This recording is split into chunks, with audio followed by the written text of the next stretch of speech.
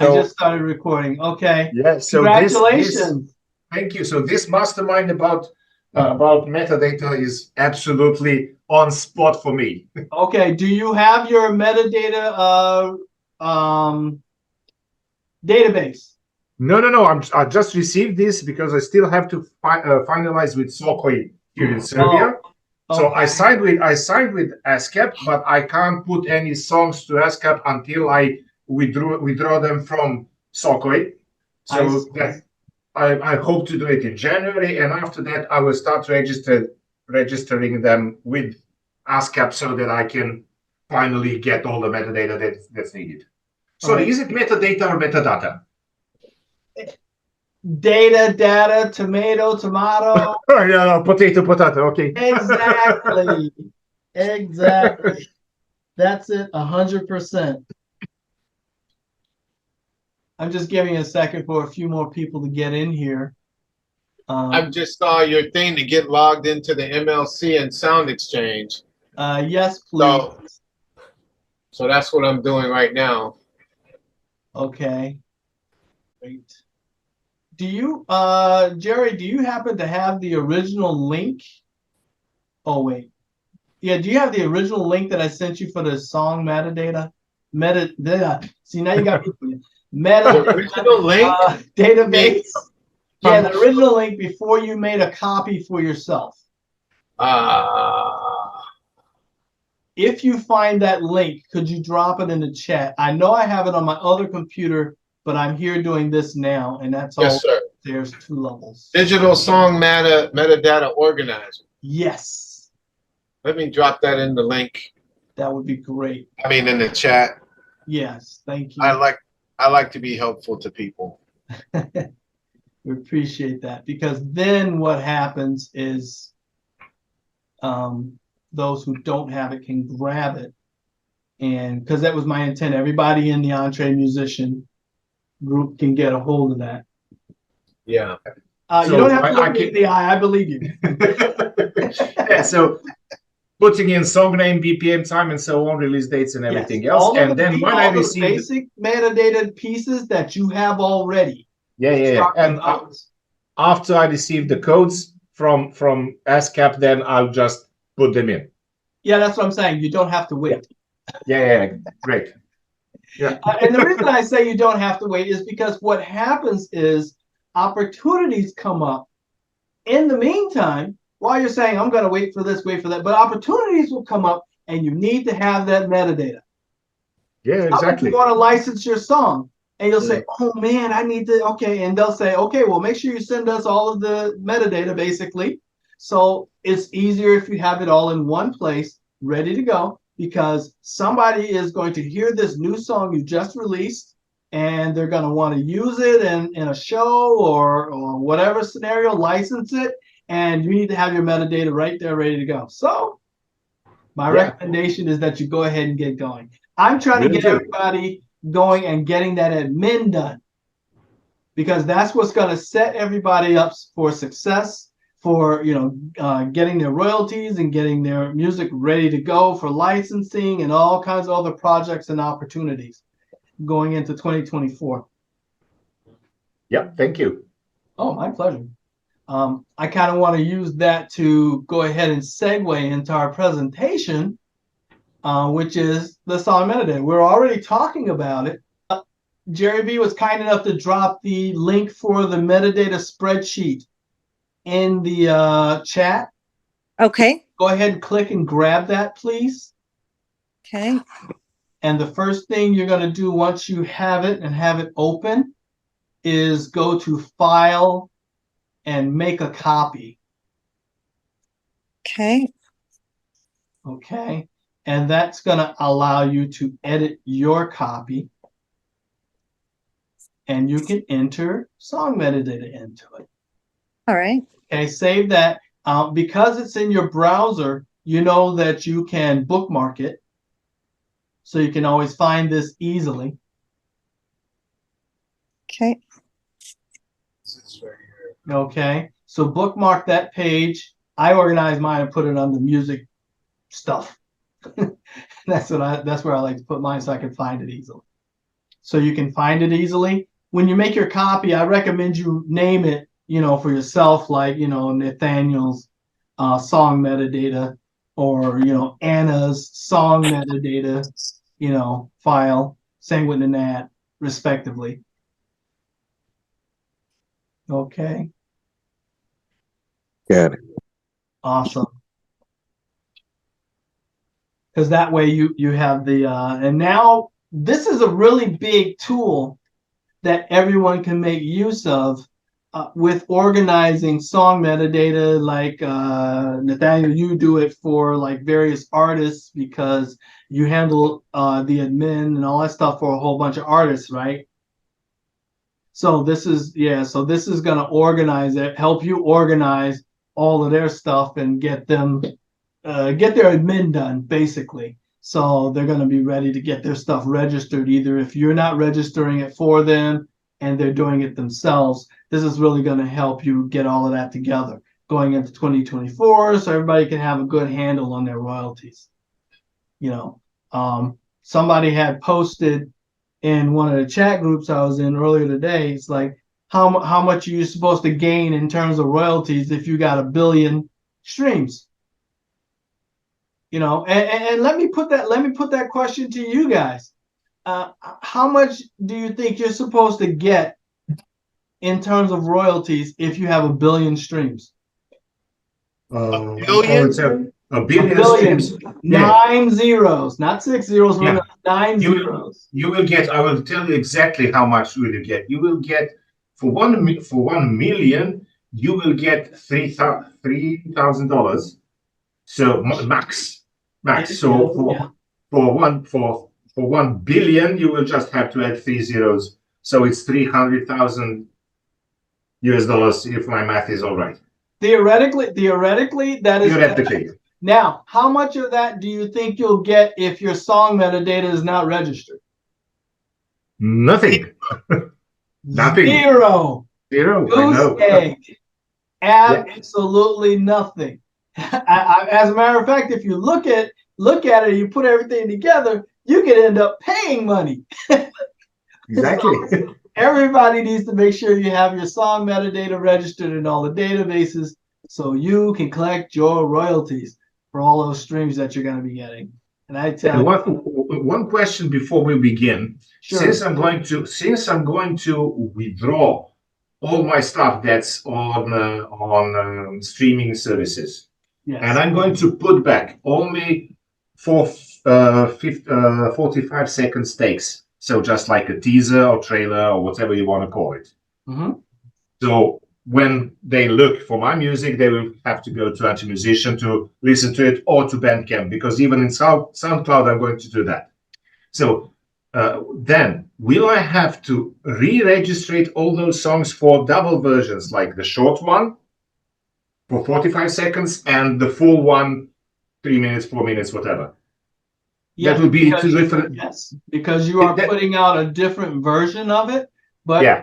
There are some warnings, caveats, or whatever with that. As I understood it, Spotify has minimum play time before your royalties kick in. You need to look up and see what that is. They're going to change it. They're going to change it by April 2024. And their whole idea is exactly that. So artists with few plays are not going to get any money, like we were getting any so far. I get that, but I'm talking about something slightly different. The length of your song needs to be, I think, at least 1.5 minutes or 2 minutes or something like that. I didn't see that. Yeah, because people who make special effects and all of that, they were posting their songs, and they were getting a lot of streams and expecting to get a lot of royalties, but it's not going to happen because the length of their song is too short. Yeah. I'll check that out, because eventually what's going to happen now with Spotify, considering the minor artists, meaning the sales and so on, is exactly the same thing that will happen with YouTube like 4 or 5 years ago when they raised the minimum of duration.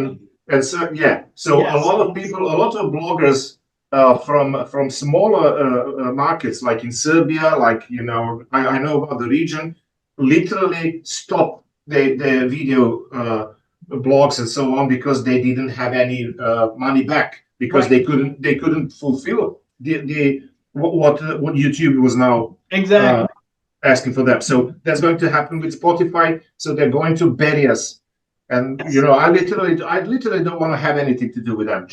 I just want to use them as an advertising tool for me. Right. And you know, even if you have the full song or a partial song or whatever, they're still primarily good for advertising. Exactly. They're still good. So basically, what I would say is, and what I do, I mean, I put all of my radio edits, the radio versions of the songs up on the streaming services, like Spotify. I mean, if I don't get 1,000 streams, okay, but I get what streams that I do get, and that's free advertising for me. Yeah, you know, exactly. in hopes that people will look me up and go, right? So I do that, and I do garner some friends, and I do garner some streams, and I may be able to build some traction such that I can get paid. So I go through the process of registering my metadata and doing all of the back-end admin stuff just in case that does pay off. Well, I see Robin just came in too, and Robbie. Okay, welcome. You know, All right. so I do make sure that I register everything for those, but at the same time, I'm still getting the benefit of the advertising. Yeah, exactly. Just like you're describing. So you can create best of both worlds type of thing.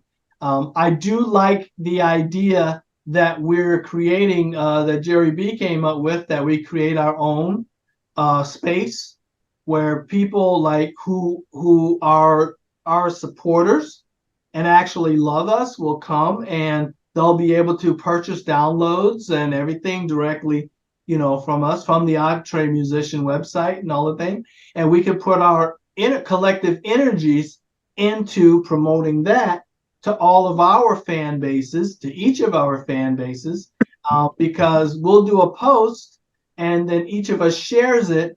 And instead of the 8 people on Facebook that I'm allowed to see, it's my 8 plus Jerry B's 8 plus Anna's 8 plus Nate's 8 and Robbie's 8 and your 8 and Robin's 8. You know what I mean? So yeah, absolutely. And if each of those continue to share it or anything like, I mean, you see, and then it builds traction, and that's how you really, you know, make an impact. Yeah. So that's how it works well with this type of group, you know. So moving on, I'm just gonna go ahead and mention some things, because we are talking about metadata, and we are talking about the registrations and all that, and we're going to hit a couple specific sites. I don't know if anyone has had an opportunity to set up their Sound Exchange and MLC accounts, but we're gonna kind of focus on those tonight, if you will. And I just want to mention it just so I can put it out there and, you know, have it set out front. What is song metadata?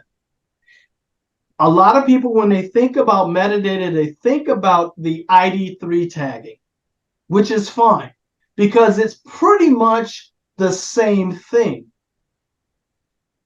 And you take those ID3 tags, and that information gets embedded or encoded in your MP3 files as well as your AAC files. Okay, you can't really do it so easily with WAV files. Okay, there's special programs that some people do it, because I have seen it. Usually when you, like, if you get a loop from any of these loop libraries or any of that kind of thing, the WAV files are encoded, and they do have that information there, but it's not something that's, you know, commercially or generally available. If anybody knows a cool way to be able to do that with WAV files, let me know. Please share. It's pretty cool. Yeah, I do it with MP3s and AACs only so far that I know of.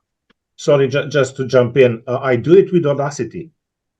Audacity does metadata into WAV files. Yeah. You can put artist name, you can put genre, you can put the title of the album, you can put year where it was released, and so on. That's good to know, because Audacity has been around forever in 3 days. It's a free program, or at least it has been. I heard recently that another company acquired the rights to it. So I think there's another paid version. I don't know if they've released new editions of it, but that is awesome. I'm going to look for that. And actually, I have Audacity. I think it probably does, whether you want it or not, because it's been spread around so much. Yeah, you just go to export the file, and then it asks you, what do you want it as MP3, WAV, and so on, and then it opens the table where you can write the name of the name of the band, who wrote the music, and so on, so on. And so it embeds it on a WAV file. Yeah. That is very good to know, and that's very key. Okay, I'm gonna have to do that and make an instructional video, or maybe you can make an instructional video. That is so cool, because you really have a hard time doing that with WAV files, because they're really hard to manipulate and maintain the integrity. And Audacity has the ability to do that. I mean, that's really good. Yeah, I used to do it. I used to use Audacity. I don't use it now, but they do. You can change it to WAV, from WAV files. It lets you do that. Okay. See, that's really good news. Truly. Well, that embedding of the metadata, all right, in the files is one thing that you're going to do with metadata, and that's really useful when you're licensing, going for sync and all of those types of activities. But of course, my focus is the other activity you do with metadata, which is registering it in the databases. Okay. Why do we want to register it in the databases? Because we want to capture all of these royalties that are generated when you get streams and airplay. Okay. And, we're not going to spend a whole bunch of time on that, because we've talked about it over and over again. But of course, there's the performance and the mechanical type and everything, and that gets split into various shares: the writer's share, the publisher's share, and the publisher's share, and all of those. Okay, and different parts are handled by different organizations, whether it's your performing rights organization or your content management organization in a lot of locations like Europe, Brazil, and all of that. Okay, the main reason that you want to do that also is because if you don't, then your streams and everything fall into what's called the unallocated royalties scenario, which basically means that your song is put out, it's played, okay, and nothing happens in terms of catching that play. So your royalties that are generated from the stream or airplay or whatever get dropped into the black box, okay? And it can sit there anywhere for about 2 to 3 years or so, and not be claimed. But what happens if ultimately they're not claimed and you never register your metadata, which is what a lot of us do, unfortunately? I'm here to change that. What happens? Your hard-earned money gets paid to the major labels and the major label artists whom they can find. And it gets paid to those who are in the same genre that your music is in, because that's how they know that the stream and everything happened. Because when the cue sheets are submitted from the radio station or what have you, it's in that genre, and that's who they'll pay your money to, because you are not in the database and they can't find you. Okay? That's why we're doing this. We already looked at the list of the various elements of song metadata, okay, and what it is that you need to put in. Does anybody have any questions about where to get these different pieces? I do. I don't know where to get them. Not a problem. Happily to hit those right quick. So the song title is, we're going to get that from Anna. She being so awesome and comes up with wonderful lyrics and all that kind of stuff. So that's literally, your song title. And If you come up with different titles, some of the sites allow you to enter alternate titles. My recommendation, keep it simple. And by keeping it simple, I mean, don't have more than 1 or 2 titles for the same song. Because then you get into alternate copyrights and all of that stuff, and it really gets confusing very quickly because there's so much data. So just keep it simple, okay? You want to know what your confirmed splits are, who you wrote the song with, who you are sharing it with. Is it you as the lyricist? Are you 25% and there's 3 or 4 musicians and they each have to get respective 16 to 20% or whatever? You confirm what the splits are. I always recommend that people use split sheets during your recording sessions. Not after, not next month, not a year later when you barely remember anything, during your sessions. And be in agreement as to who has contributed what. The easiest thing to do is to use the Nashville rule, 1 word, 1/3, if there's 3 people, and go from there. Songwriter names, you do need to have their specific identifier information. Each songwriter who's involved, yourself as well as your co-writers. IPI stands for Interested Parties Information. That number is assigned to you by your performing rights organization, whether it's ASCAP, BMI, CSAC. Ned, what was your organization? It was SOCOI, but it's ASCAP now. But it's ASCAP now. Okay, you see, so they would have assigned him an IPI number that he's going to use when he's registering his metadata, and that's going to identify him or yours when you put in yours as the owner of that intellectual property, meaning that music, and you are the one who should be attributed to get those royalties.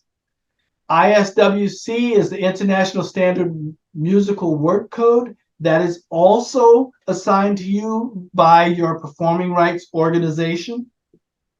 Okay, and each song that you register with them will have its own ISWC,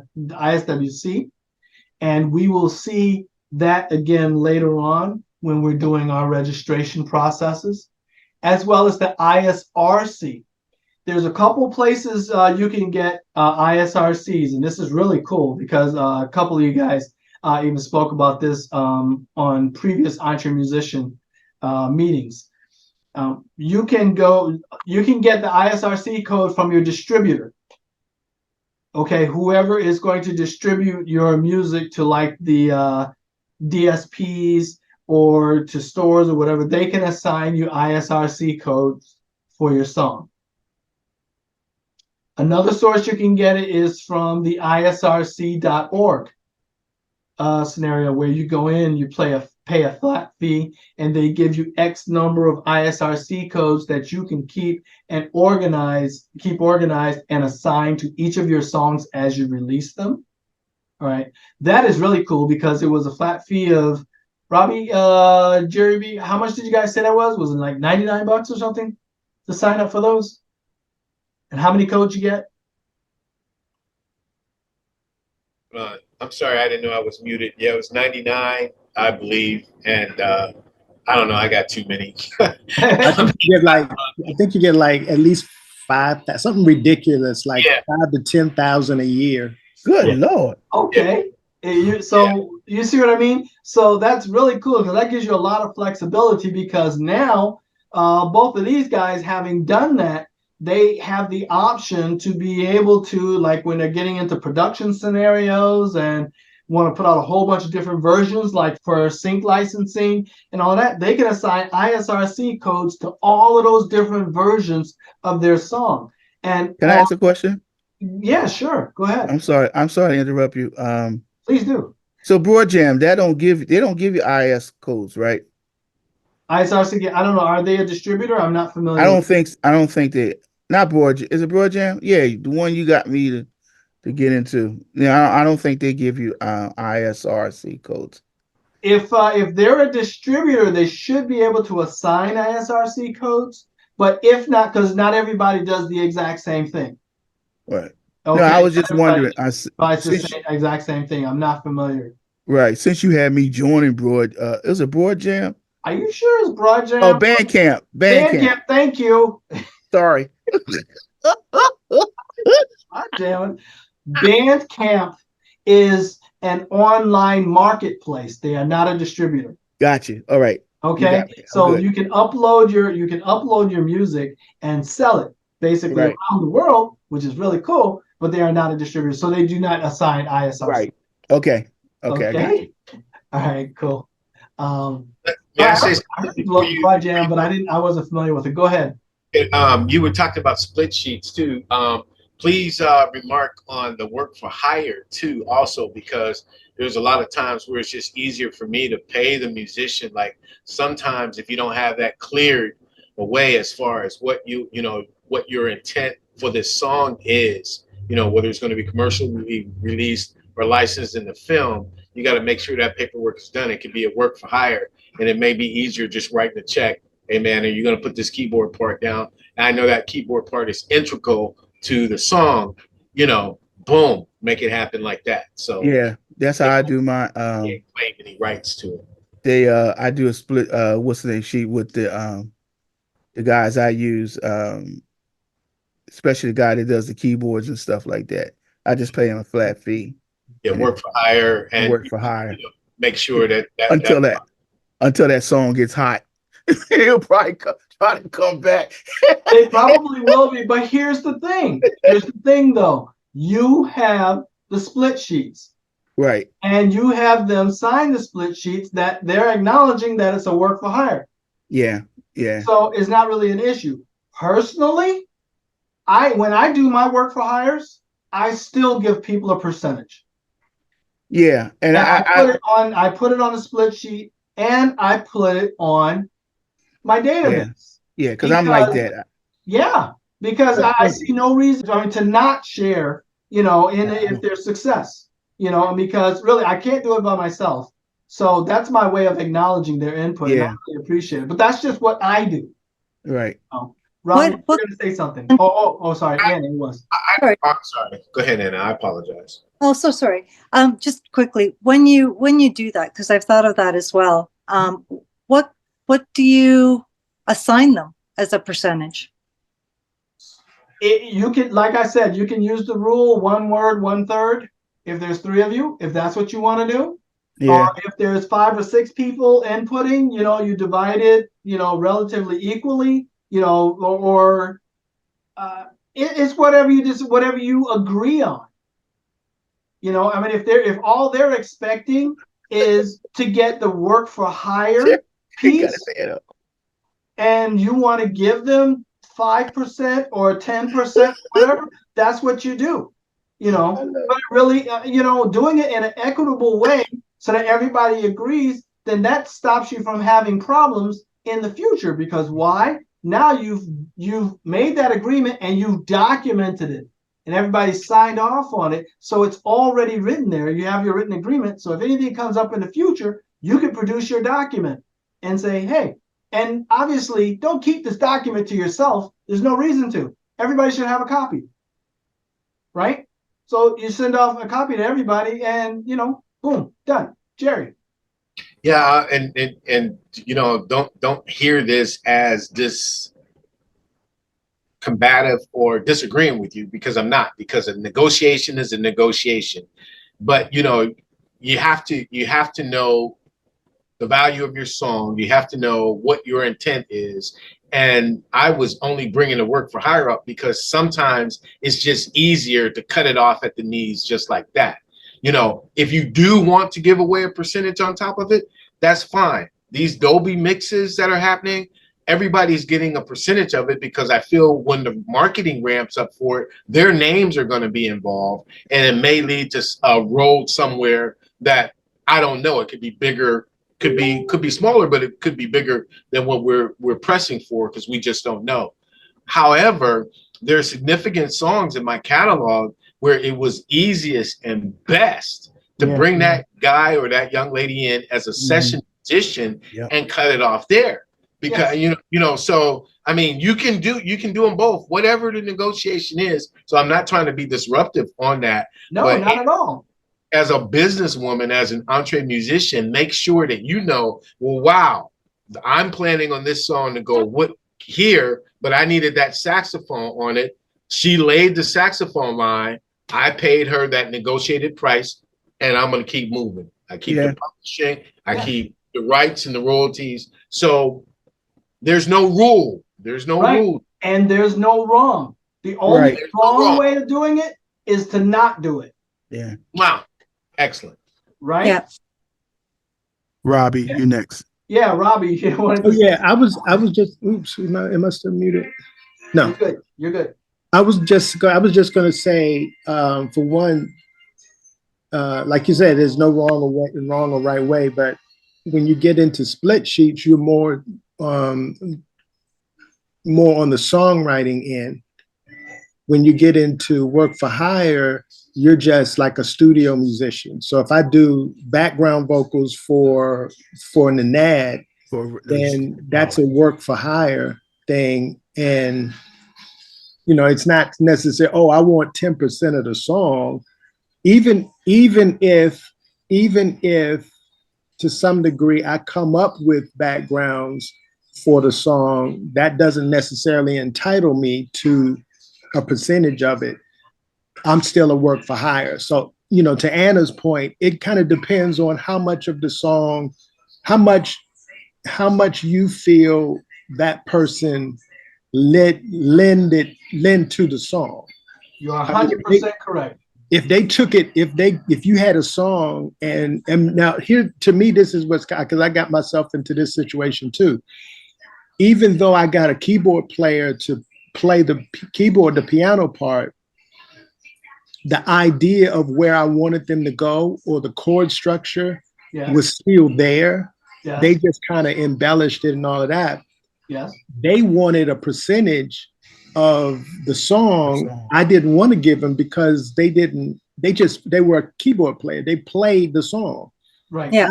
I directed them in, this is where I want you to go. I don't like that part. I want you to do this part, do more of this, do more of that. So when you get into that doesn't necessarily say, I help you write the song. Right. It's just, I'm just a piano player. So they still would have been work for hire. Right. Yes.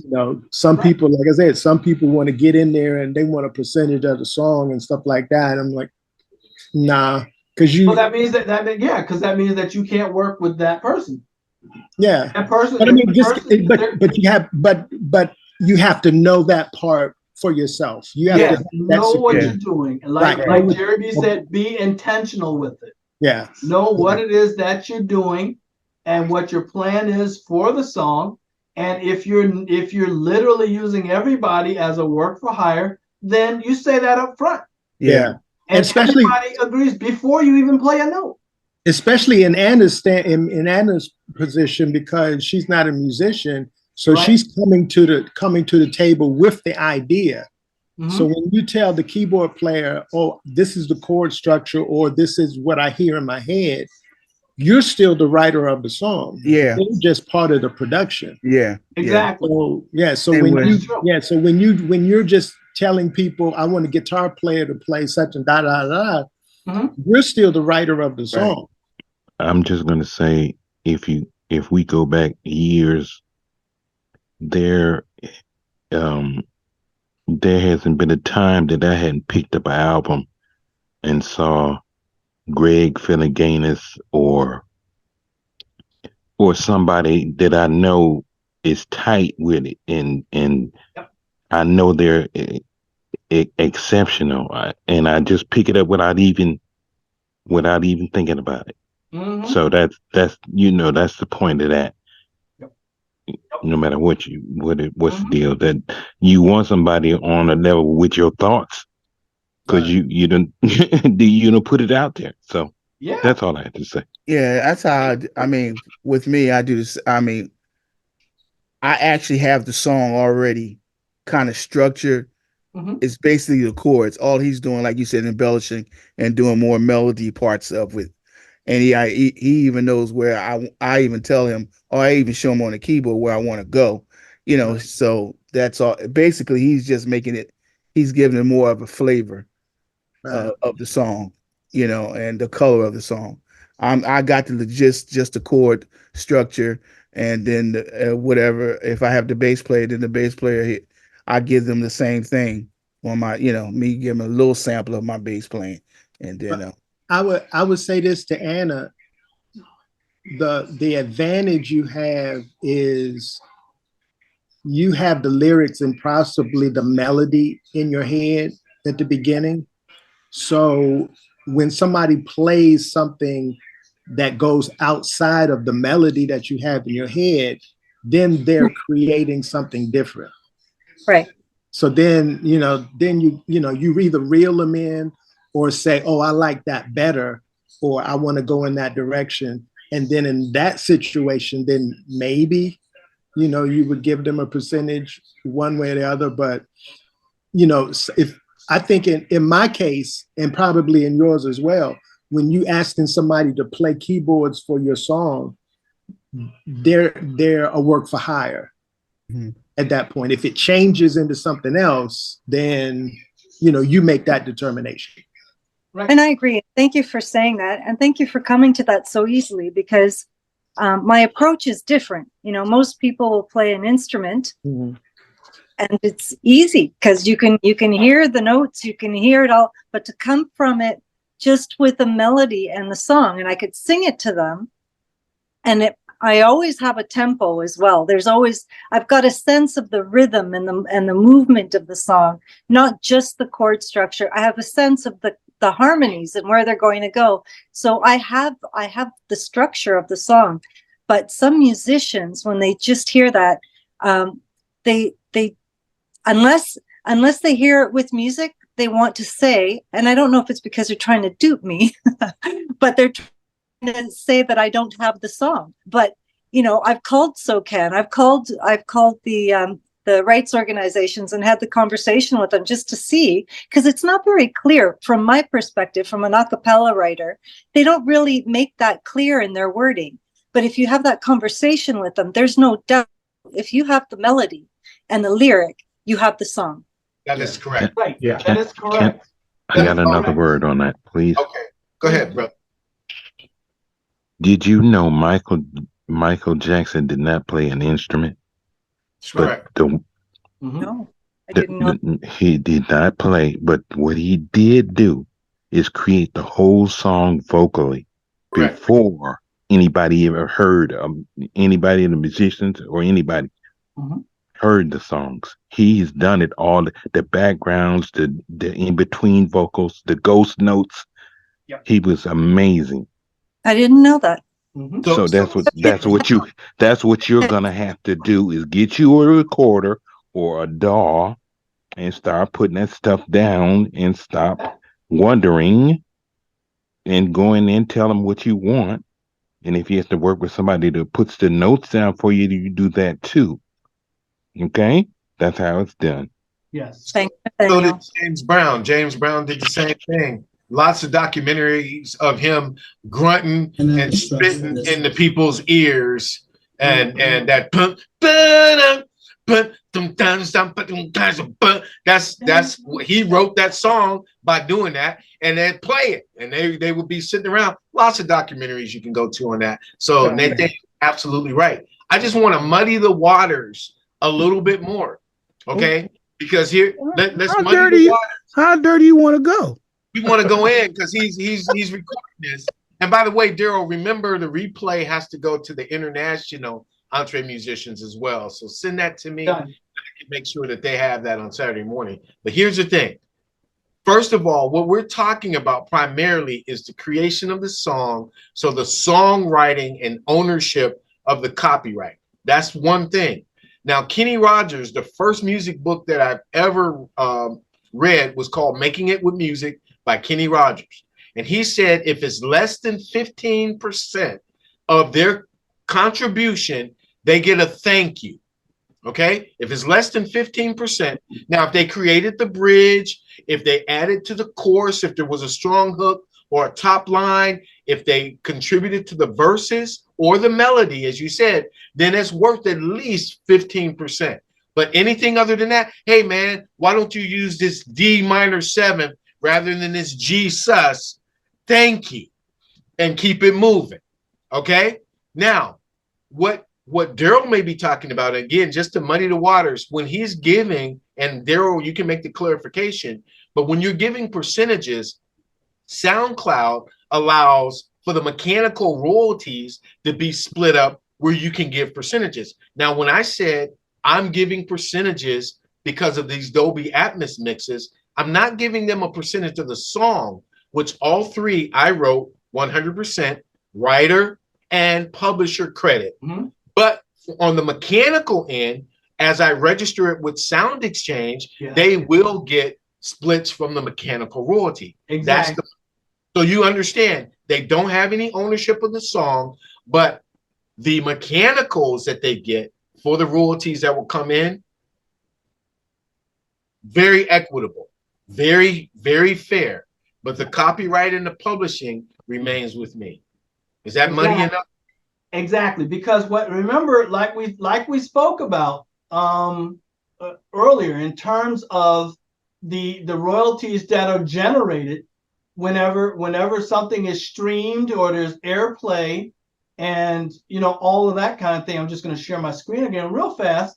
Remember, everything gets split up, right? You have your performance royalties, and you have your mechanical royalties. Your performance royalties are all of these, the radio airplay and all that kind of stuff. But your mechanical royalties is going to take in your streams. Yeah. And those pieces. And that can be broken up. And as we'll see again later with the Song Metadata Registration, some of those sites, like Sound Exchange, will allow you to put in and break those apart and attribute it to other people. That's why you need to use your split sheets and do the documentation, because this solves all those problems.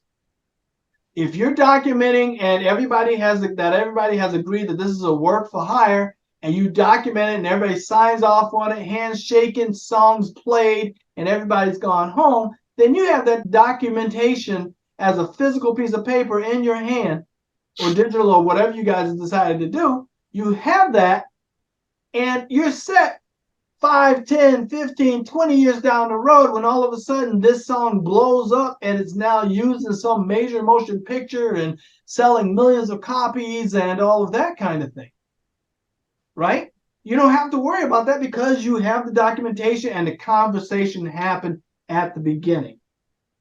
So all of a sudden, the muddy waters become very clear, because literally you made it clear from at the beginning, from the inception. Boom, done. Go ahead. So going back to your comment about the $99 for all of those, was it ISR codes? ISRC codes, yes. So it's to your advantage, because I go online now. I go to YouTube to look up a song, and there's a million songs of the same song. Lots of people that enjoy creating music and singing and playing whatever.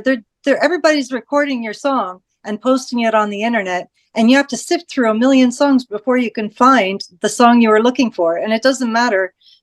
Sometimes, it's easier to find than others. But my point is, all those ISR codes that would be granted to you with that fee, it's kind of good to have that, because then you can control how many versions you want to assign, because maybe you want to make lots of versions for different reasons.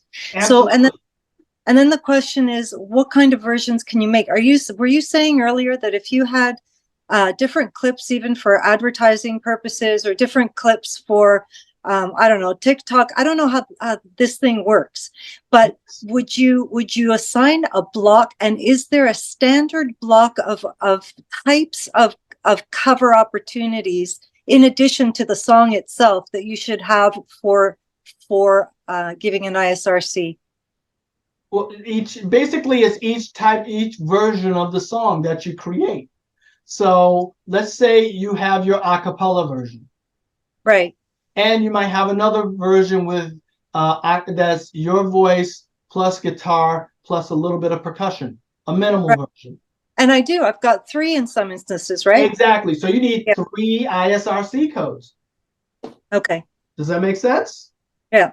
And that's literally it. And you want to do that because each of those versions of your wonderful song that you've created will have a different purpose. Right. And have its own life. So it deserves its own ISRC. That's why, when you say a ridiculous number, that number can actually be eaten up fairly quickly. Right. You have a large catalog. And if I can ask one more question on that. Sorry, guys. 12 more questions. I was going to 15, but that's to move on and learn. But is a cappella considered a song? And why I say that is, I kind of feel bad sometimes with YouTube because when I first registered my a cappella versions, this is going back 3 years, 4 years in some cases, when I first loaded it with that stuff, and they didn't have a differentiator. And so I see my songs pop up with people that are actually listening to songs. And so they're expecting the next song coming up to have music. And then it's mine and it doesn't. And I feel bad because it's not what people want to hear unless they're actually looking for a cappella.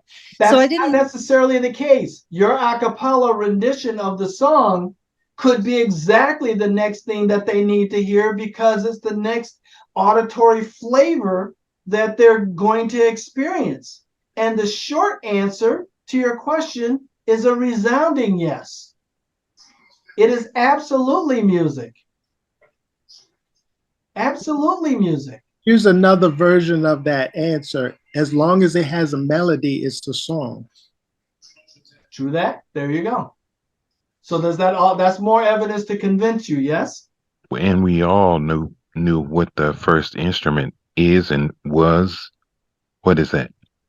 The voice. Voice. There it is. Yeah. Bobby McFerrin, take 5, take 6, on and on and on. Manhattan transferred. Yeah, Manhattan transferred. Choirs. What's the second? What's the second, baby? What's the second instrument?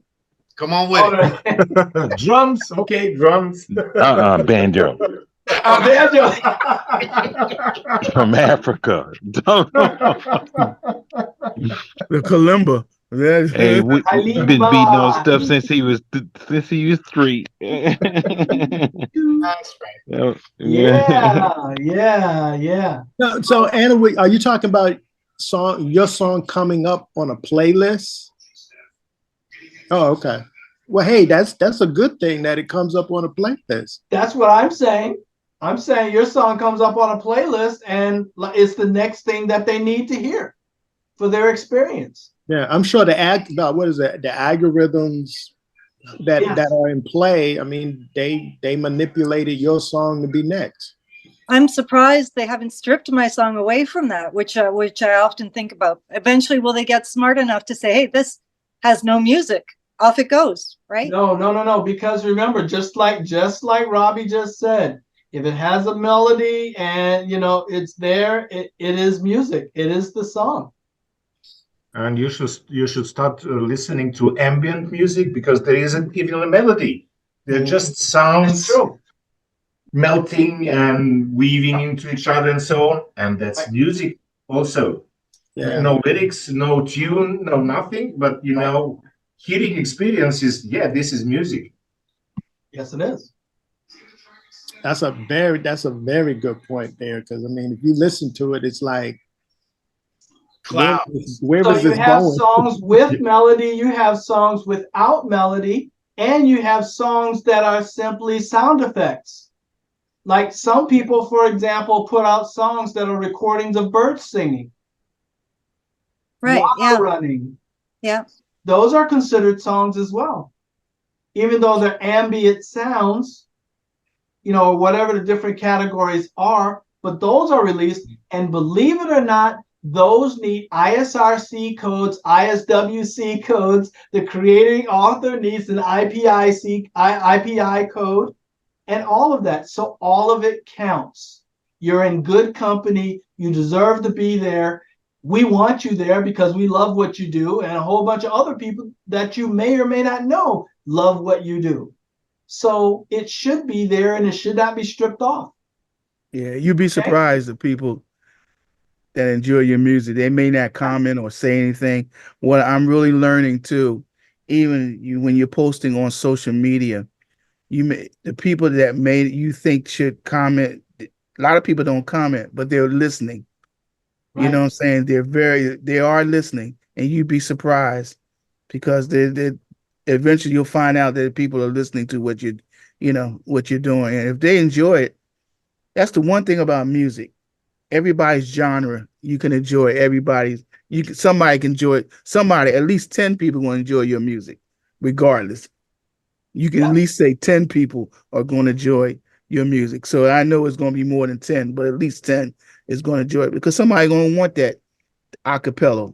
You know what I'm saying? Planetonic, with those groups, Take Six and all of them, when they was doing it, it was a big thing. Boys to Men, they were doing it and everything. So don't give up on that. We're going to hop over to the MLC, but I just want, in a minute, but I just want to mention that the reason we're even doing this is, is because the paradigm has shifted so much that allows people to enjoy music freely, and you can enjoy it without having to interact, meaning you don't have to go to a record store. You don't even have to go to an online store or anything like that to enjoy music, and because of the act of streaming.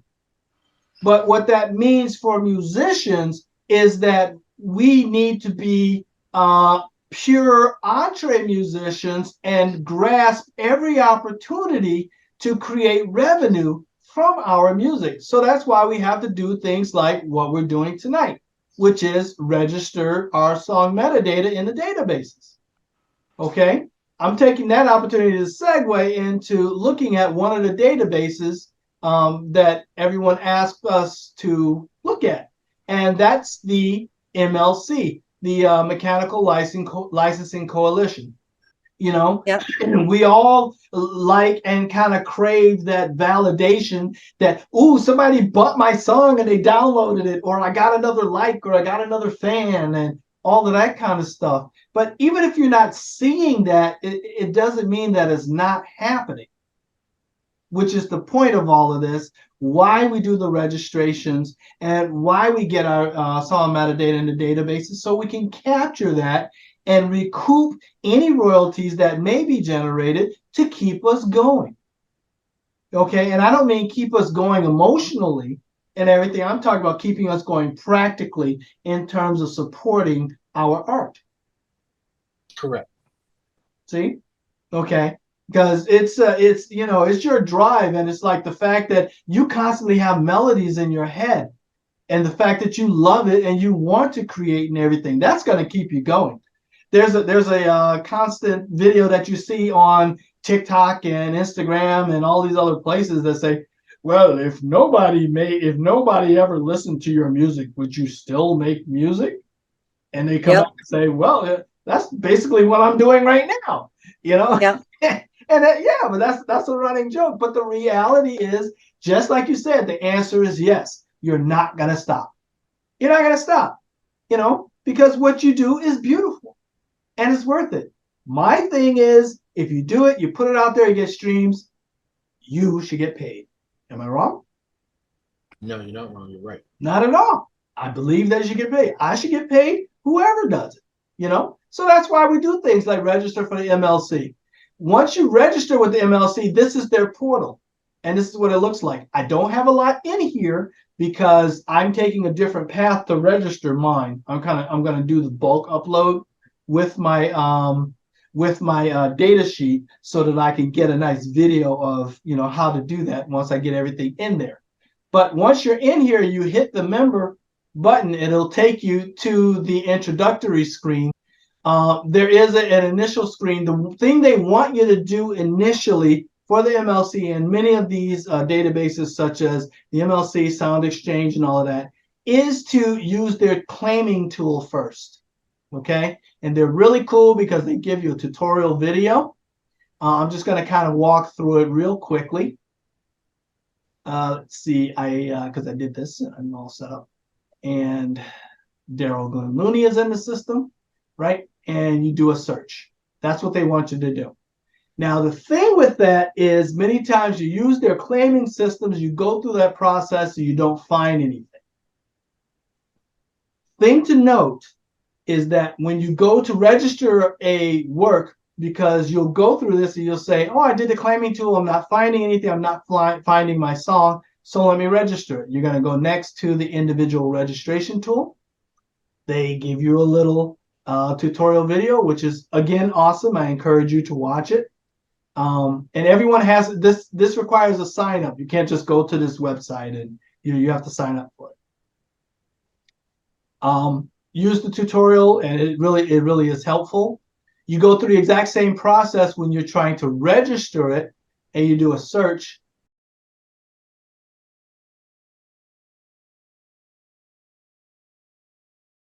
I will put in my IPI number. They just want to torture me, that's all. My IPI number is here.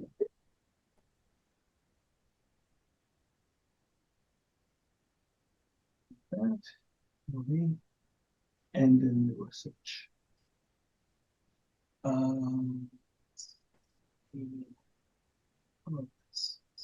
They are very case sensitive and item sensitive. Oh, come on. Where was it? Oh, see, it changed. Now it's ISWC.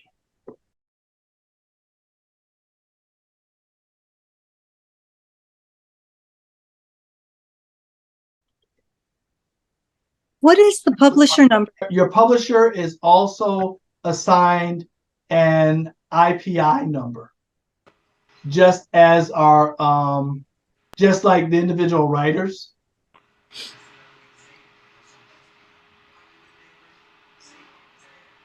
And do they have, does the IMC have the publisher's number? So if I went into the IMC tool and I tried to search for a name, I'm kind of registered. I have registered myself. I didn't do it myself. Somebody else did it on my behalf in the US as a publisher, right, with an LLC, but I don't actually have that information. They have it.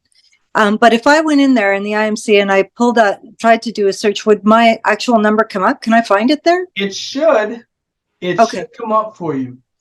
I mean, I could ask them, but I'm just wondering, it should be in there then, right? So whenever and you should be able to grab it and do other stuff with it. Okay. But you are going to get your IPI number, this interested parties identifier number. You're going to be able to grab that off of the website for your PRO, for your performing rights organization. Let's say you're in Canada, so which one is it? SOCAN? Yeah, so it's funny because I registered as a publisher / label in the United States. I haven't done it with SOCAN. Oh, okay. But I guess, you know. But many of them do Canada as well. Like I know BMI does. I don't know if ASCAP does or not, but I think they do. I think they do. I think they all do. So you're good. I don't know if you guys saw what I did there. I kind of clicked a little quickly. It wasn't working I wasn't finding my work. So I'm going to register a new work, put it in there, and it pre-populated what I was searching for. Okay. The other language is English, but it's also got a little Spanish, but they didn't ask, so I'm not going to bother them. You don't need to have all of the details for this thing completely filled in. It just has to be relative in order to get it in their system. So the SWC, I'm going to plug that in. They don't want any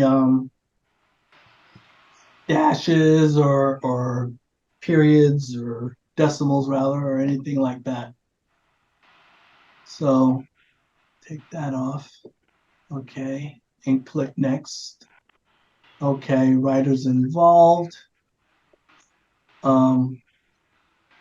Writer's name or IPI number. Let's see if it'll find me via my IPI number, because I have some other works.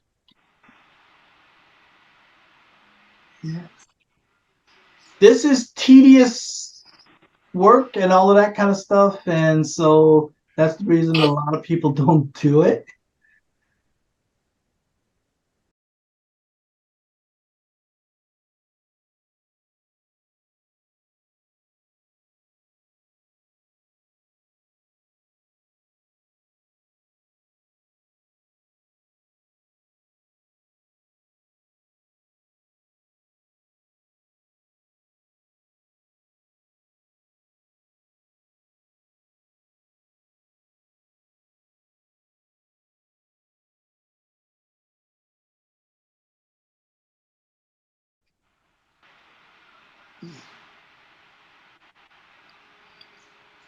So that'll make it a little bit easier. Oh, okay, so fine. I'll create a writer then, even though I'm in here.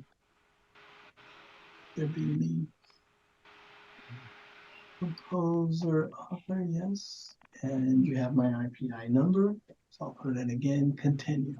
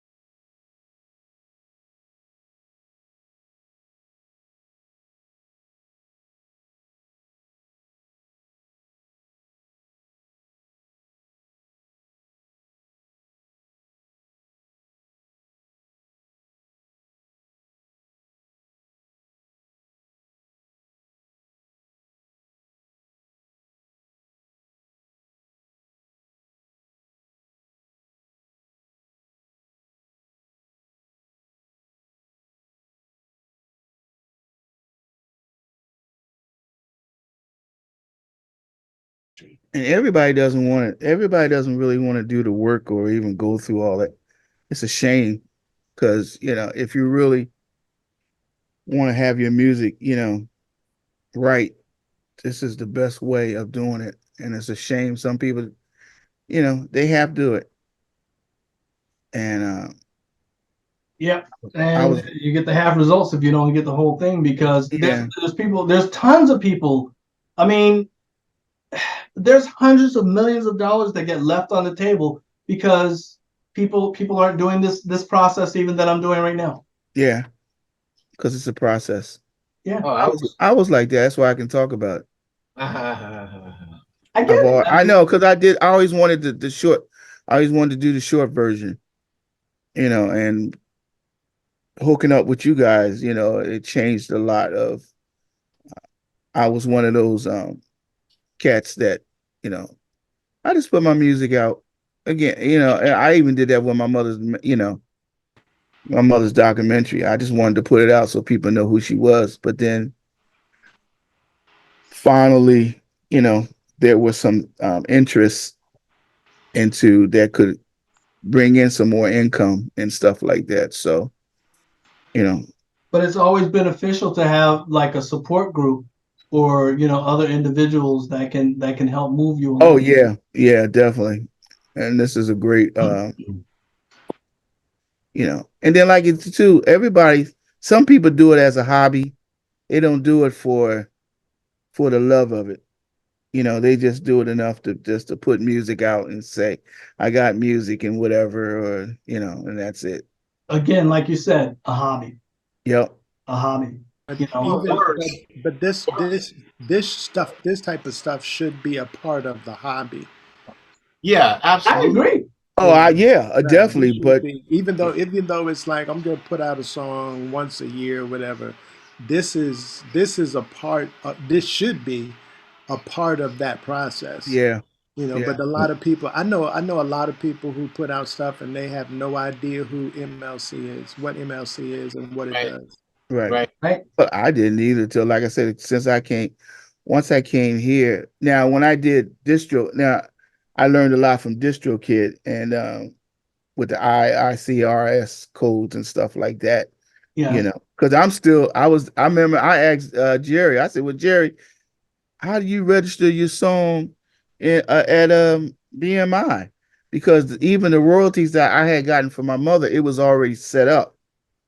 All I had to do was show credentials that I was, so proprietor, whatever. And they gave me a number, but then, I had to learn that even with my stuff, I did get a number and everything, but still, that's what I want to ask. That. Hey, Daryl, when you added a 50% publishing piece for that, where would the other 50% go? Did you add that too as a separate? I tried to put in her information, but it was giving me a hard time. Okay. So yeah, what do you I just share it with her and let her enter it. Okay. Because she in theory she's gonna be going through this process herself anyway to capture her end of it. I see. Okay, so it's not like you can link. So you can't link your entry right now to her specifically, so she can go complete her part. It is supposed to allow you to do that, and I was trying to do that, and I just saw it wouldn't let me even enter her publishing information. It wouldn't take it. I don't know what the issue was. So, that's something that I'll have to figure out later. Okay. And then, after you enter it, you're able to update your information as well. And then what happens, again, going back to that earlier conversation about if you have people for hire. So for example, my stuff's all for hire, okay. But except for a couple songs. But anyway, the one song has a featured singer that was also for hire. But I want to name her. I want her name to be known. So feature whatever artist, right? So as a singer, but she's been paid. So it's not about giving her a portion of the song credit, but I want her to have the recognition for her voice, for her song. So from that perspective, would I add her in here somewhere, or is that just going to be entered in? No, this is just for rights and ownership declaration. Okay. Yes. There are other scenarios. I think there's a scenario in Song Exchange, right? You can do that on the performance portion. Okay. Performers portion. Yeah, taken. I don't know if good question, and I'm going to go back into my experience. I'm using a thing called Fiverr, and I think I talked about it. So yeah. Some of the people that I use on there, some of them don't even want for me to use their name because I think they're labeled, they're with somebody, so they just want to get paid and do whatever. And then the ones that I use their name, when I did it for distro, I just put their names as a feature first, and then I featured them and put their names there, and that was it. It came up, I didn't have to do no percentage or anything. It was just that their names was on there, and I gave them credit, and right. Then like my wife, that's totally different. Oh, gotta give her. Yeah, but gotta give her half. Yeah, man, I got Half Eddie. But the point is that you are you are trying to document the information for ownership with this process. Okay. That's what you're documenting. You're not just like trying to give credit. Okay. The thing you're describing as far as giving credit and saying that this person sang on it, so that's like for liner notes and for like performance registration and all of that kind of stuff. Okay. Okay. And that's the reason it just told me the reason it wouldn't let me add her publisher and stuff, because I don't represent her. She has to do that on her behalf. So just like if the person who sang your song, if they had a publisher and you were registering this information, you would not put their information in. They need to go into the MLC and sign up for themselves and put their information in. That just popped up there just a second ago. Okay. So that's key to know that. So it has in there 50% information. It has my information. She will have to go and register her own. Okay. And I link myself. This is my publishing company, and there's my name linked to that and my percentage in the MLC for this particular song. This is the song. This is the ISRC code. That's the name of my creative group scenario. I click that, looking at my work detail, and I'm reviewing it. And like I said, ultimately,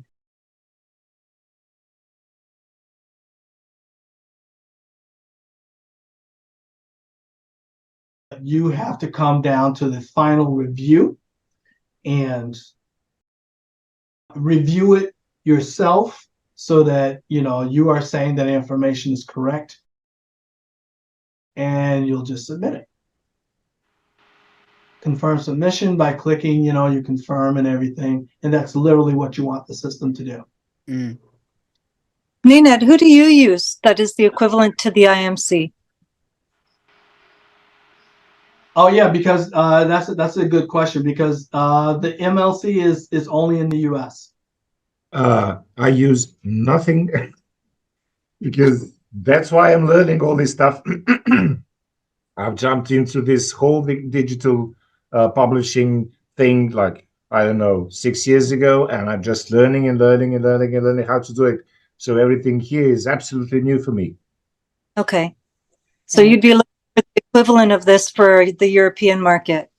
I don't know. I just have a distributor. What do I have at the moment is Sokoj from Serbia, which doesn't do nothing digitally. They only do mechanical rights from the TVs and radio stations and so on.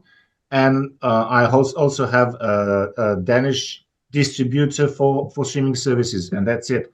And thanks to Daniel and thanks to EntreMusician, I'm just learning how to do this and, creating my database as it should be. Okay. And that's true for most of us. Even though I'm showing everybody how to do this, I'm still working on my own database for all of it. I have a lot of information in here, but as you can see, there's a fair amount of it that's missing. And I'm going back in all my catalogs and updating and all that. So it's a learning process for everybody, and everybody is on the road to getting fully registered and getting all of our admin done on the back end so that it supports the front end, So everybody's in the same boat, This one is Sound Exchange. Okay, everybody's been hearing about this one. They are also aggregators of song metadata, and they help you collect your royalties. Getting registered with them is a similar process. After you've logged in, you'll land on like this main screen here. They like you to do a search and claim process first. Okay. So you click on the claim button and get in. I'm identifying myself as a performer on the track. So I'm going to search for recordings in their system. Okay. Same title. Of course, it would help if I spelled it correctly. I don't know. What do you think? It just might help. It might help, because then you actually get something to come up. Now, what I'm going to do is I'm going to use, because you see, I get a whole bunch of songs with the same title. So I want to narrow that down. And the easiest way is for me to use another search criteria. Let's go with the ISRC code. How about that?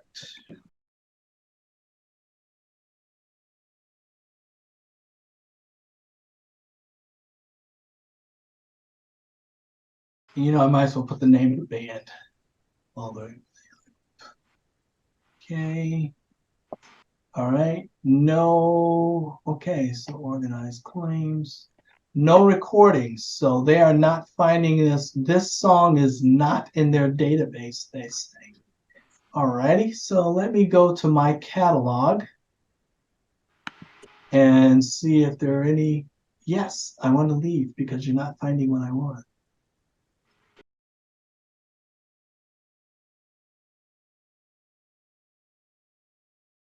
Sorry, Sound Exchange is an IMC equivalent? It's another database. Right. But you don't have to do both. You only have to do one. Yes, you should do both. You should do both? You should do both. Oh, okay. They both capture different royalties. Oh, okay. This is the reason. And there's other databases in the resource checklist that I shared. I listed a whole bunch of databases that you should be registering all your music in, and you should be getting it into as many of them as you possibly can.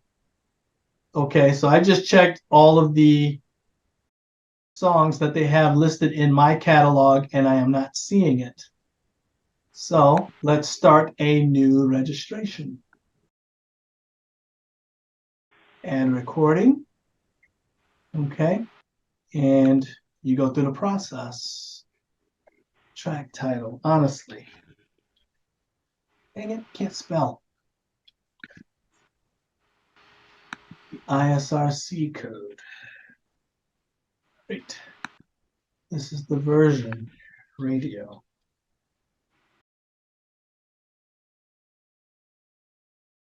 Duration. Really? Okay. 03 38.00. Do something wrong? Sometimes. I'll figure that out. Good job.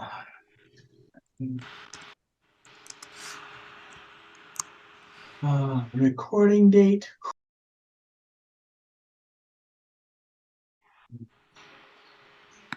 I'm just gonna go And recording date is different than release date, right? Correct. Because I saw somewhere they asked for a release date, and somewhere like here they're asking for a recording date. Exactly. On the MLC, they ask for the release date, and here they're asking for the recording date and the release date.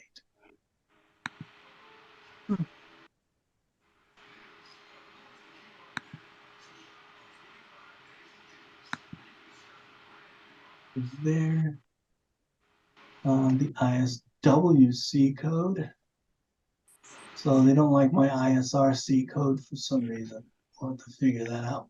Many of these times that you have ISWC codes, they do not like the periods or the dashes. Some of them do. You know, some of them are in different. Let me see if it takes it. Seems to have taken that. Okay. Okay.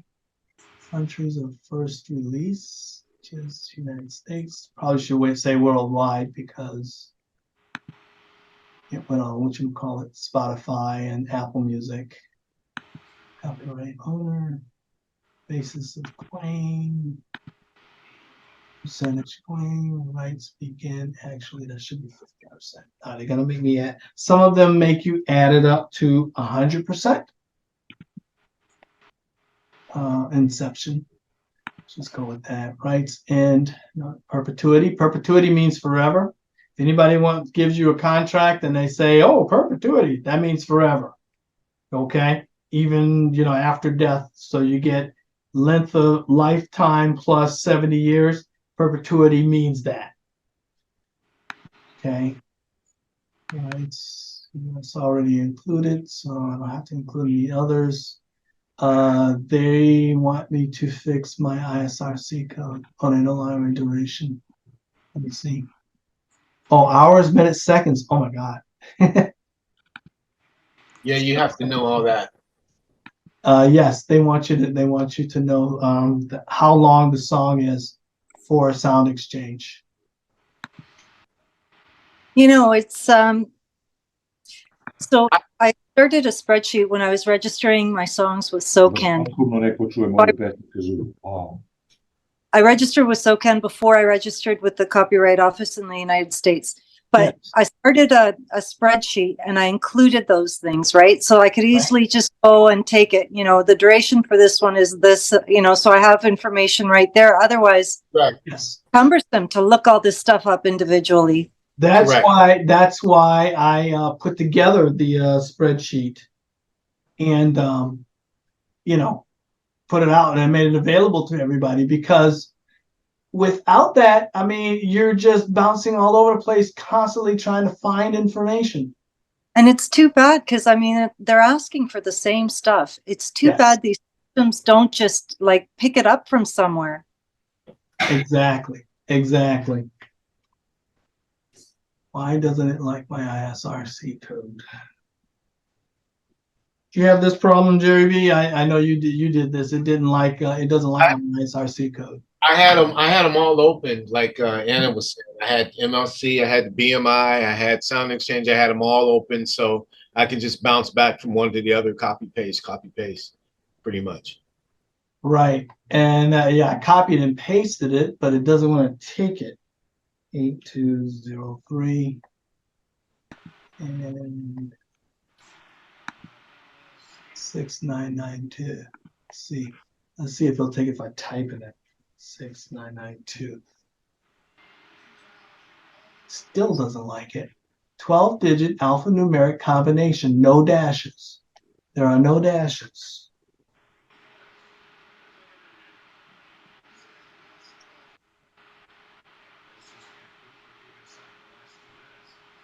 Yeah, and it doesn't like my song duration either.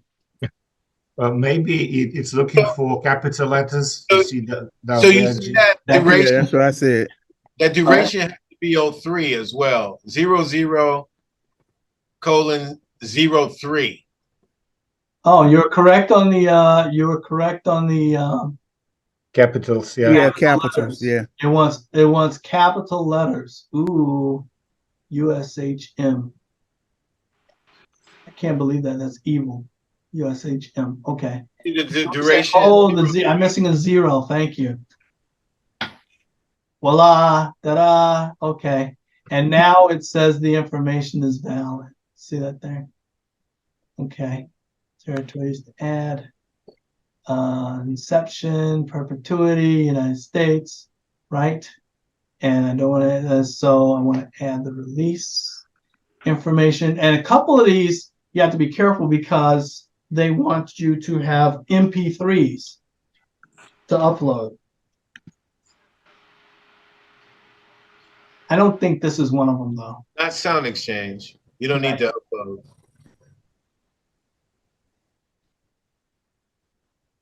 And they're telling me I need the UPC.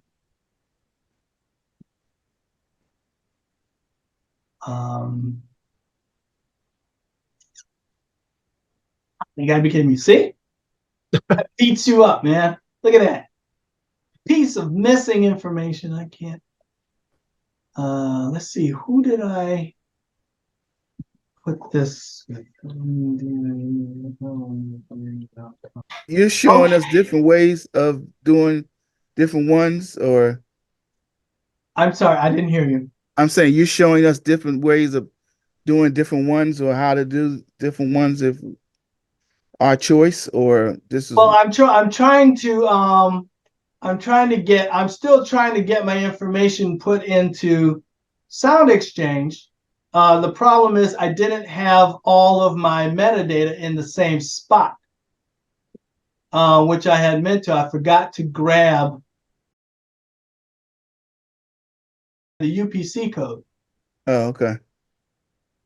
And there it is. And it's in my CD Baby database. So what does that mean? Now that I've done that, I go here and I control V, and now it's in my database, right? And then now I can go to Sound Exchange and go here because they demand my UPC code.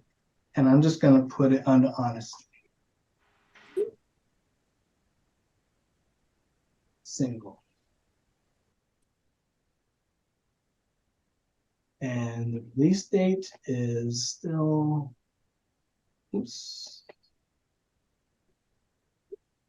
August 17th. Oops, no, not 2022, genius. It's 2020. Forgot all about COVID. Lost some time. 17th. Okay. Version, video edit. Country of release, United States. Would be close enough. And go to top and it's saying it doesn't like something. What's missing? Copyright owner. Oh yeah, I have that.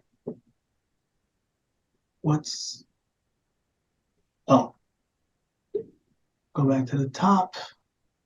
There, ISRC. Okay, honestly, check here. Song Trust.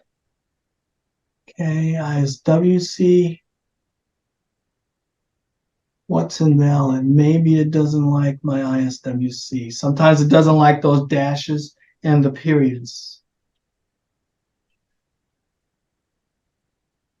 You know, it's daunting because I've got over 100 of these.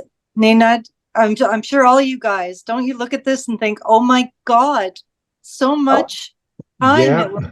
And again, that's the reason that a lot of people don't have it done, and they want things, and they don't necessarily tell you what the formats are that they want these things in terms of the information or little things that's missing, because it's saying something. Well, let me just add worldwide. Then maybe that will, nope, add another recording. Nope. What is these one releases prior ISRC entered? But we just did this, didn't we? What am I missing up? Okay, let me try it again.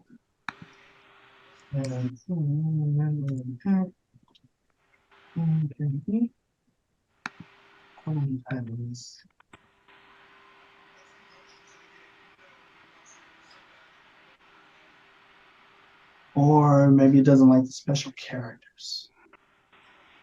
I'll just leave that alone now. UPC, I think I did that. It's still there. Okay. Label. So far, I'm learning that I can't do this on my phone.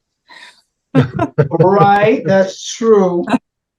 I need to be at my desktop. Actually, you would laugh if you saw me right now. I've got my phone so I can see you guys on Zoom in the Christmas tree, positioned very carefully, and I'm sitting right. All my stuff's a mess. I'm organizing things. I have nowhere to sit. It's crazy, and I have my laptop here. But yeah, I can't do it on my phone. Wow. Okay. Yeah, and I completely get that. 210 August 17th. I might have to hire somebody, to be honest. Yeah, I mean this is an undertaking. It really is. You know.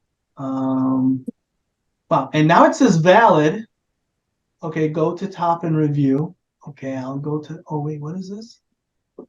Oh, I forgot this piece. Okay. What is that? Recording claim information? This one here, your rights ownership.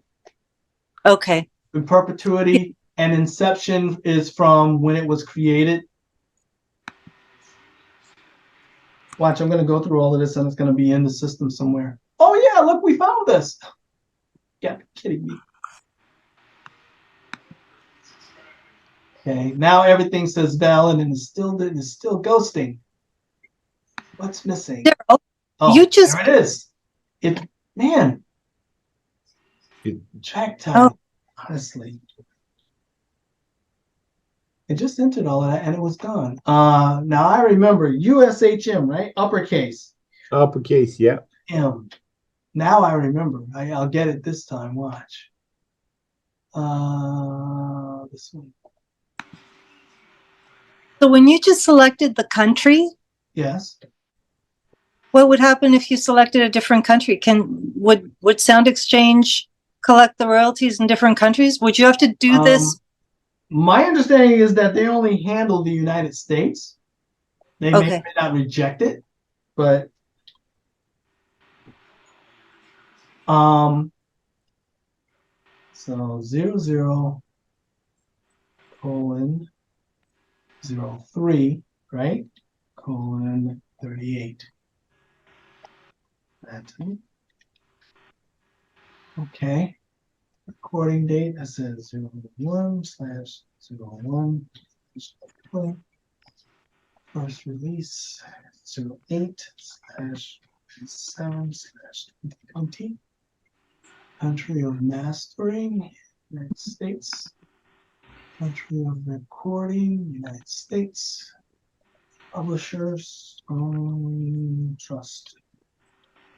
I used them because it was CD baby.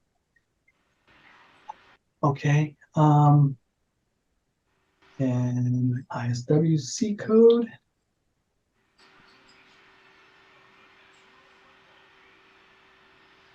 And composers. Right. Countries of first release. United States. And I think I did worldwide. Copyright owner. States. Being evil. Okay. Now everything is saying green. And now it's saying valid. Seeing that? Go to top and review.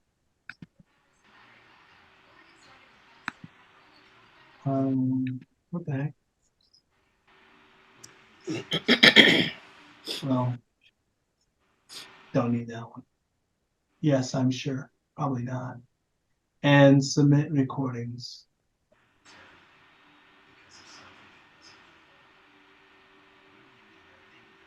And why would you use a bulk feature? What does that mean? The bulk feature is similar to the one you have for the MLC. There is a template, which is an Excel spreadsheet that you can use. And basically what you can do is all the process that we just did here, right? You can take all of that information, fill it out into the spreadsheet, and then use their bulk upload option. Is that easier? I'm sorry? Is that easier? Yes, it is. Okay. But I wanted everybody to see what the system does so that you can know what, you know. Okay. Okay. And you have this link right here where you can download the bulk upload form. Like I said, that's the reason I don't have much in the MLC right now, because I'm in the process of filling everything out in the bulk upload. Okay. Okay. And that's why everything that I have is also not here in Sound Exchange. I'm trying to get everything into the bulk upload document. And then once I do that, I'm just going to use this option, see bulk import. You click that and it should say, okay. And it's going to go to my a file on my computer, click documents. I click the file, then click open and upload, and it'll do that and make sure all of the information's in there, and it'll do it that way. And yes, you are correct. That would be a lot easier. Okay. And IMC has a bulk feature too? The MLC also has a bulk feature on their homepage. Yes, you would go and you download their template and you would upload that. Okay. Okay. Yeah. All right. So that's how you go through the process. For both of these, you do need to sign up for membership. You need to sign up for membership for each one of these, and it takes a login as well as it takes a login and two-factor identification for security and all that. Because if you think about it, it makes sense because you're talking about royalties and finances. Because another thing that you have to set up in each of these is you have to put in like bank account information so that they can make direct deposit to your account and all of that. I've gotten input from stuff from Sound Exchange, but I haven't gotten anything from MLC because, like I said, most of my data is not in there yet. I use the bulk option. So those are two really big and really good databases to get your metadata into. I do have another fairly quick one. Well, it's a single sheet, single form that I can show you if you want, or have you guys had enough? No, I'd like to see it. Can you just quickly, you said that the royalties collected by Sound Exchange and IMC are slightly different. What is the difference? Oh, the MLC is going to handle like a lot of the performance royalties, like radio airplay and stuff. Okay. There it is. So radio airplay and that kind of thing that your PRO handles. Okay. They're going to help you do that. But for those that are missing, that gets over to the MLC, and they're supposed to help straighten that out. Whereas the mechanical royalties, when you get streams and your metadata is not in there. For example, if you had enough, well, whether you have enough subscribers or not, when you get streams on YouTube, okay, YouTube pays royalties. Okay, when you get enough streams on YouTube such that you're eligible for royalties, they pay into this pot. So that's why you need to register your song metadata, for example, for them as well.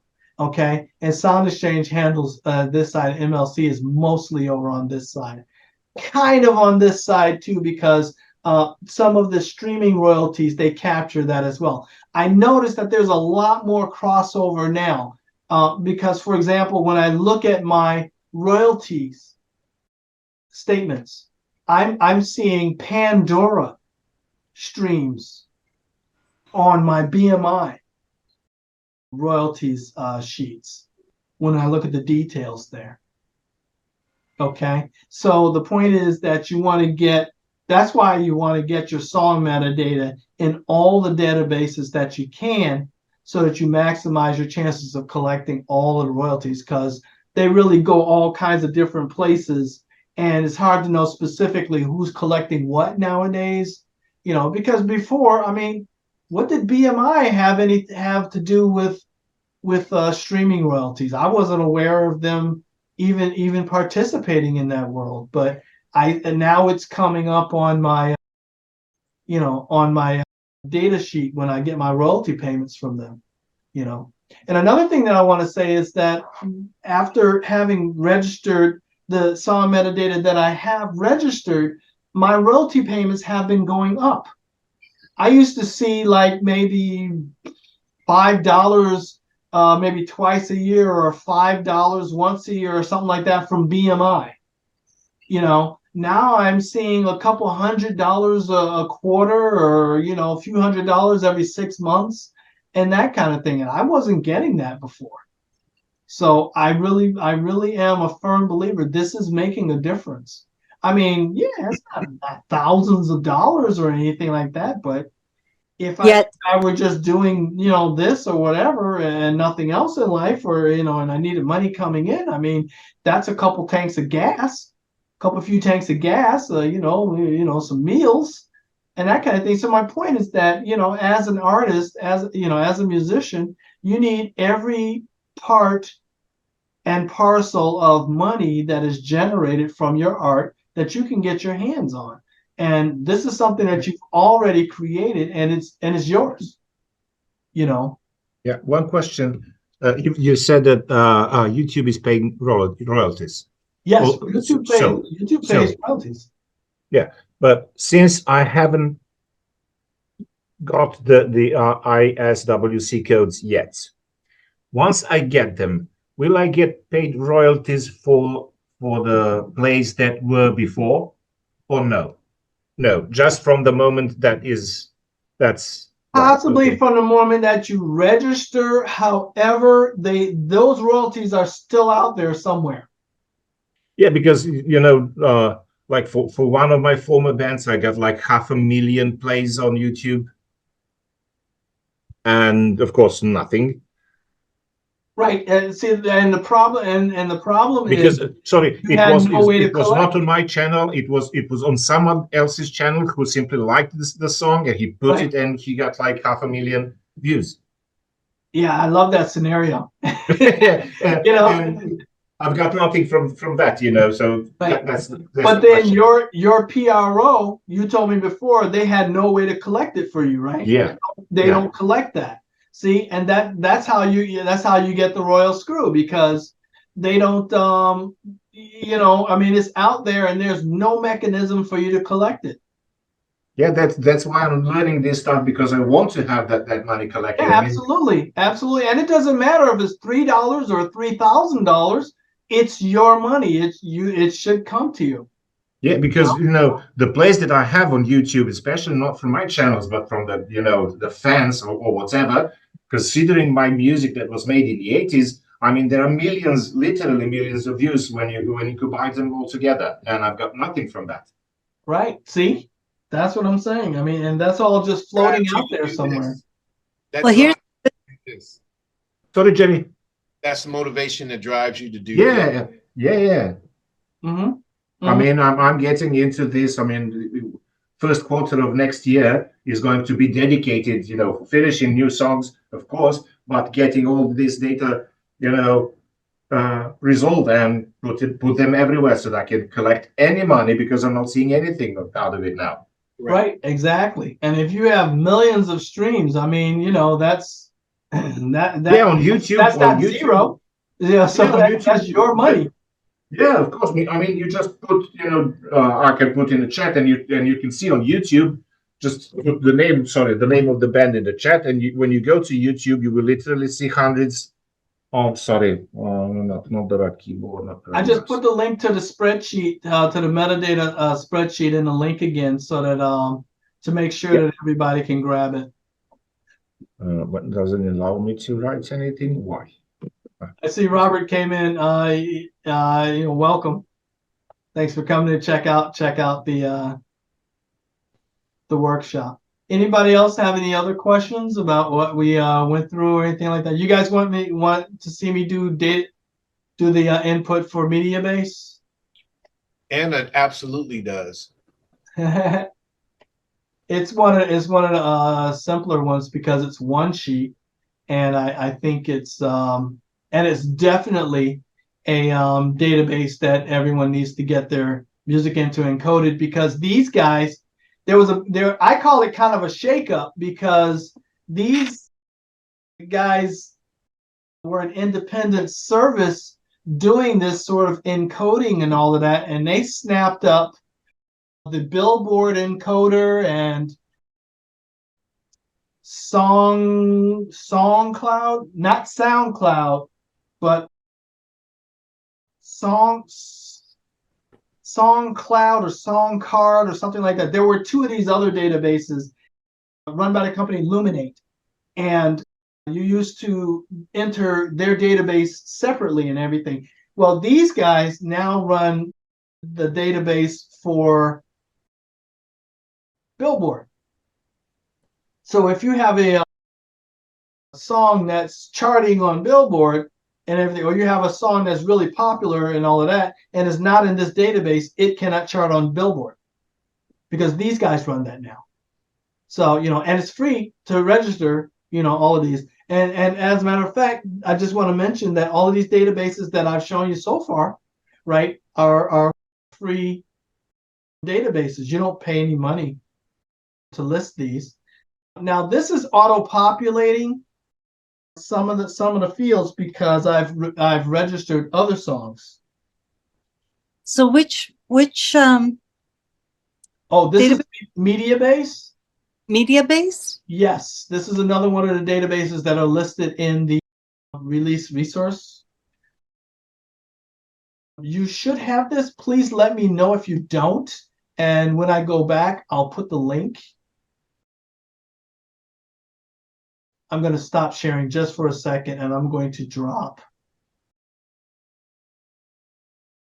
the media-based link just so you can have it right now in case somebody has their metadata ready to go and they can drop it in into the database as I'm doing it as well. Now this is for videos? This is for music.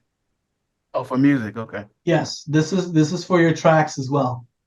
Well, that's a good point. For videos for YouTube, it wouldn't be any different. Probably wouldn't. I'm not certain. Now these guys encode. These guys encode music specifically. Okay, so one other question. Sure, please. When you have that version that Jerry has, that is all beefed up now with that new The Dolby Atmos. Dolby Atmos stuff. Are you running it just as another version, or is there something that identifies it? You register as just another version, and it will have its own ISWC and its own ISRC. And if it puts it out as like a EP or something like that, it will generate its own UPC code. The only issue is having the UPC number, which Sound Exchange currently will not let me go further in my registration because I don't have a UPC code. So the ISWC, the BMI stuff, because they are being registered as separate mixes, separate songs. The ISRC, no problem, but the UPC code is not going to let me go any further. So I have a conversation with them tomorrow about what I do because I haven't put it on Tidal or Apple yet. So can I obtain that, or will they let me pass through until it's assigned to me by Tidal or Apple? Right, exactly. So I don't know. Well, you'll find that out when you have your conversation with them. And the really cool thing about Sound Exchange is, and I don't know if you guys noticed the phone number up there for help and all of that, but you can call them and they will help you out with your registrations. Real people too. Yeah, real humans, and they're real cool too. You'll notice here on Mediabase that they're asking whether or not it's Canadian content. Okay. Oh, nice. So these guys handle US and Canada. Okay, it's an independent label. Alrighty. Am I hiding it until a certain time? No. Mediabase, because it is an encoding service, you do need to upload an MP3. Fortunately, I was ready for that. Honestly, radio edit. And when I click submit, now you see the how straightforward this one is. This is just a simple one-page form. Okay, my name, the name of my publishing company, and phone number. Actually, I'll leave it there. Fat Funk is my email, so they can get in touch with me, right? Fat Funk Click is the group, right? Musically Inclined Records is my independent label. This is the radio mix. It was released on August 17th. ISRC information, UPC, title of the single, all right, and the type of label and where it is. It's not Christmas and Hanukkah music. Remember, those are special categories. Just like when you register with a PRO, many times they want to know if it's classical music, right, and all of that. Okay, so you have to include all of those. Is it Canadian content? Because they handle submissions from US and Canada. You can submit from other places because, remember, other genres of music and locations of artists also chart on Billboard, but you need to get your music in this database so that you can do that. And then once you have it, you choose your MP3. Yes, you need to choose an MP3 to upload to these guys because they encode it and they put this information and they lodge it in their database. And then you click submit. and assuming the system doesn't implode and give me like 9 million errors. There you go. Thank you. Successfully received your submission. Booyah. And we are cooking with gas. So we reviewed 3 very good databases. Okay, very good databases of all of the ones. Does anyone not have the resource checklist? Well, just in case, for everybody's benefit, I'm going to drop the link in the chat. Okay. Are you doing that for Robbie? So he.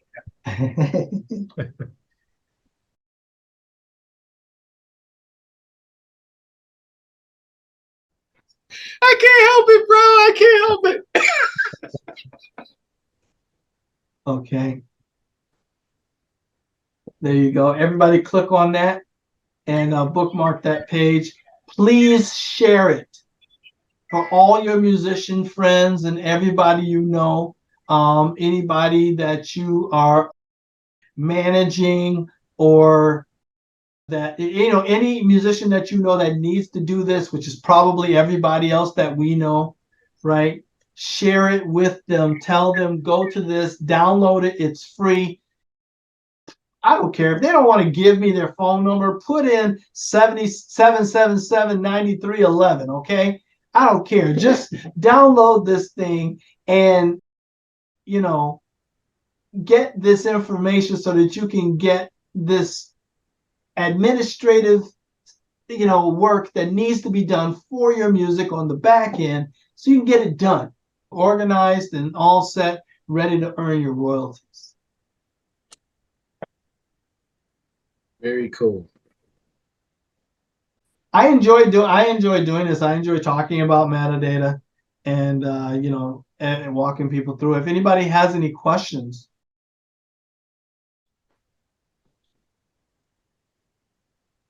I just dropped my email into the chat, so you can hit me up if you get any snags, you know, for EntreMusician crew. I you know, obviously support everybody there. You can always hit me up. We can always do other sessions that you might need, and walkthroughs, all of these types of things.